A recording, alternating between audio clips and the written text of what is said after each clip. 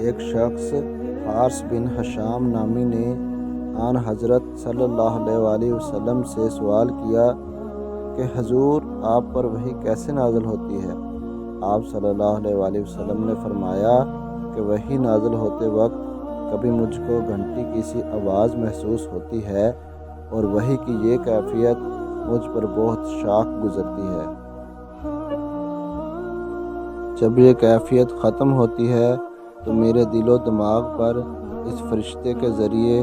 نازل شدہ وحی محفوظ ہو جاتی ہے، اور کسی وقت ایسا ہوتا ہے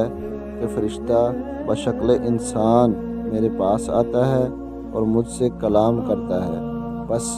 میں اس کا کہا ہوا یاد رکھ لیتا ہوں۔ حضرت عائشہ رضی اللہ تعالیٰ عنہا کا بیان ہے کہ میں نے سخت کڑاکے کی سردی میں آن حضرت صلی اللہ علیہ وآلہ وسلم کو دیکھا ہے کہ آپ صلی اللہ علیہ وآلہ وسلم پر وحی نازل ہوئی، اور جب اس کا سلسلہ موقوف ہوا تو آپ صلی اللہ علیہ وآلہ وسلم کی پیشانی پسینے سے شرابور تھی۔